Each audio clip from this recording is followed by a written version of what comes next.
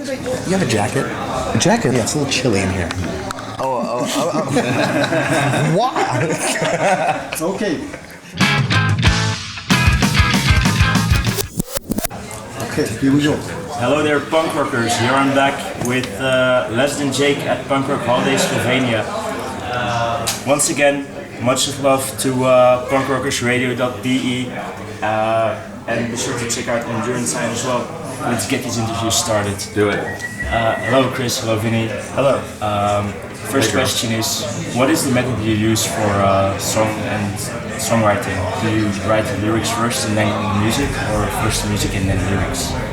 Well, it all depends on the song, because what happens, Chris will be, over the next few months, he'll, go, oh yeah, here's this riff that he's been working on. He'll start to form it and have a melody, and sometimes I put lyrics to that melody. And then there's other times that there's a song that I have lyrics for that I sort of bring in and go, I think that, this form here makes sense, and someone grabs it, Raj, Chris, JR, and sort of forms it to it. So I think that writing songs for Less Than Jake, there's 4 or 5 different ways for it to happen.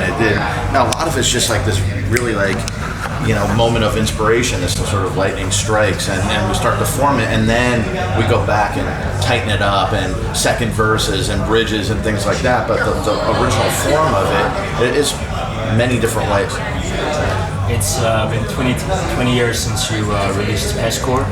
Do you guys have anything special planned with the anniversary? Well, nothing. We've done anniversaries of albums before. We didn't really have anything planned for this one. Not for any other reason than we've just been busy. We've just been out touring the whole year, and we've had other things that we've been promoting. We're proud of the record, and we still play songs from it, so that's cool. Perfect. This is a weird question. One of our readers sent it in. Do you pick the time in the morning to pick up matching socks, or are you a free spiritual mismatcher? I guess I'm the first thing, because I already have all my socks together. They're not separate. He's very organized. I have no socks, and I have no underwear. I gave it up. It's going on like 15 years now. No socks, no underwear. Just wow. Yeah, it's less laundry to have to do on tour. Very true. So Vinnie, could you tell me how things are with paper and plastic? Great right now, getting ready to announce 3 releases. One from this band called the Red Owls, which has members of Nightmares for a Week and the Ataris in it. And then I'm going to do a Slackers record. I'm going to do a Slackers record on Rare Breed, which is sort of the ska and reggae arm of Paper and Plastic. And then actually Chris just did some vocals for the Flexi subscription that I do through Rare Breed. So his Flexi's going to come November. So busy, lots of things, lots of cool things. I'm going to list a few things. Each time it's 2 things, and you have to pick one and say why you're picking one. Recording or touring? Now probably recording, because we've been touring for so long for this last album, so I want to go back and do some recording, but it could be touring too, but recording right now. Touring, just because that sort of connection, that chemistry between everyone on stage and the crowd, it's the reason why, after 23 years, it still feels right to be in a band at the end of the day. Okay. Catch-22 or Real Big Fish? Real Big Fish. Friends of ours, we've toured with them now more than any other band that we've ever toured with.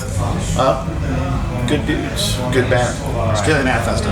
Okay, definitely. You blew it. No, I have to agree, Street Light Manifesto. Coca-Cola or Pepsi? Yeah, both. It doesn't matter. I don't really drink either one of them, but once in a while I'll grab a Coke, or I had a Pepsi recently. I don't know. Oh, I know. I had to have a Pepsi in the plant because they had only Diet 7 Up. I don't like Diet. Okay. Venues or festivals? See, we're not allowed to answer them both. No, you have to pick one. This time around, I think I'm going to go with festivals, just because we're on our little over 4 weeks of this tour in Europe, and the festivals, the temperature has been nice. In small clubs that we've been doing, it's absolutely insane where I thought I was going to have a stroke a few nights ago. That's how hot it was. So for this tour, festivals went out for me, no doubt. Especially when they have a lake and absolutely, like you're at punk rock. You toured with Real Big Fish and Ballyhoo recently. How did that go? Went great. We've known the Fish guys for going on 20 years now. We've done multiple tours with them, and we're kind of like one band. When we go out, we all hang out together. And Ballyhoo, we've known those guys for probably 3 or 4 or 5 years now. We first met them on the 311 tours that we did. Yeah, okay. Well, then that's been like 3 years now. So known those guys, and they're a great band. Fun to get along with, easy to get along with. It was an easy tour, man. When you know people on a personal level, and then you like them on a personal level, and you like their everyone music. respects each other, so it makes it easy. Could you share with us a crazy story or an anecdote that you say, like, that was absolutely mental, I'll never forget it for the rest of my life? Well, I mean, I think that the first time that we played the Leeds Festival in the UK, we had like a 20,000 person circle pit.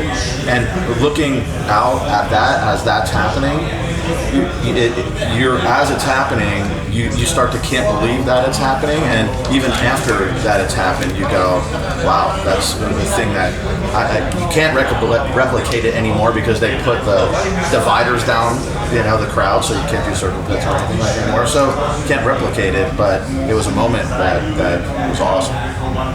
Well, you guys have been playing for over 20 years now. How much has changed since you started to play? Looking back now, I mean, a million things. I mean, we grew up before there was internet. Our band started, and so we used to have to, drive around, and if we needed to get a hold of somebody, we'd have to use a payphone and call and hope that they answered, and those.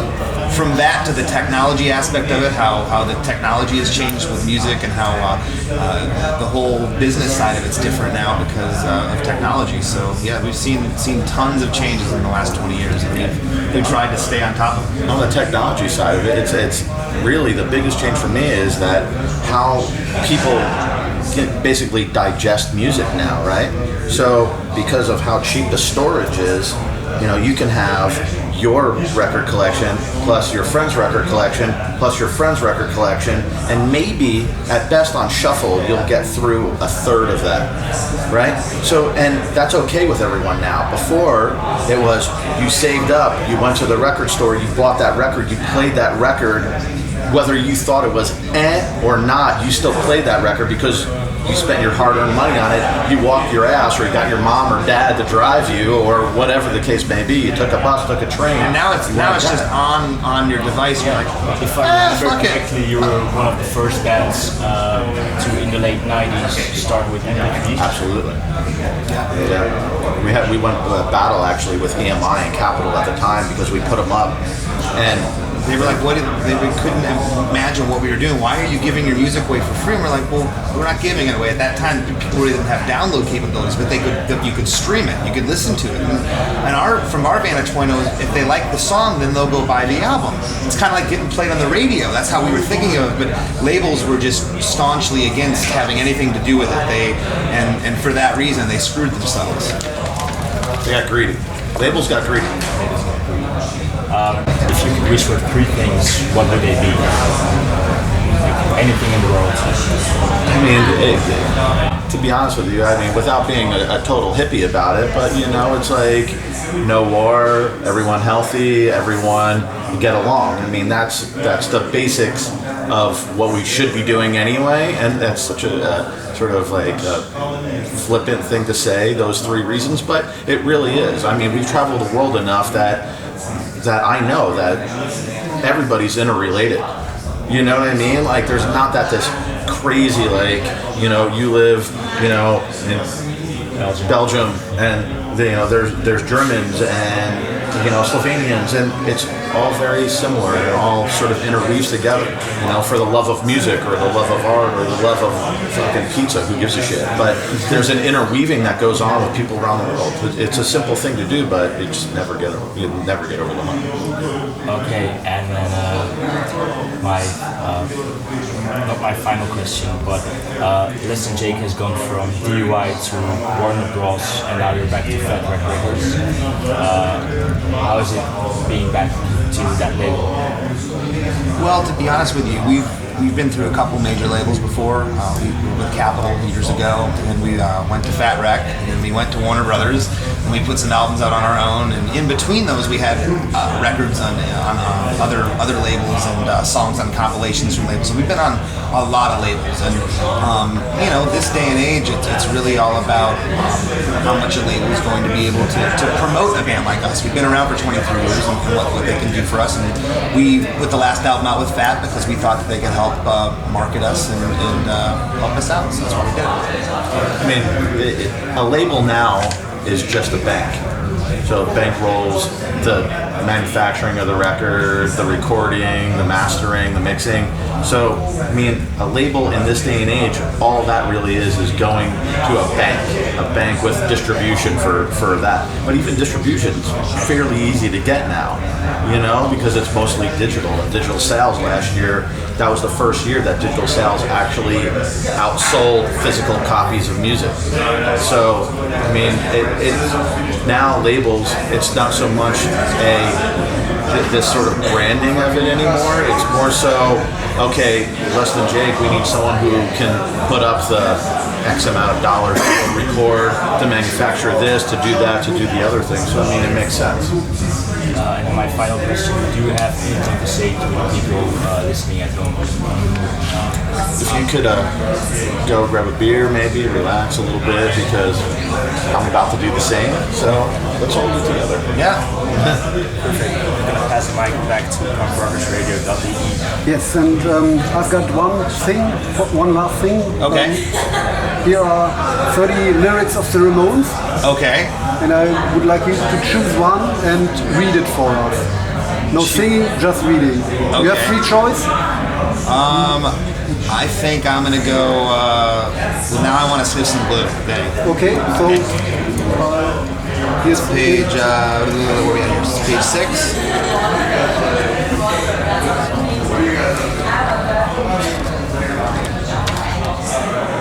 Okay. shoulder. Like that. All right. Now I want to sniff some glue. Now I want to have something to do. All the kids want to sniff some glue. All the kids want something to do. That's it. That's it. You?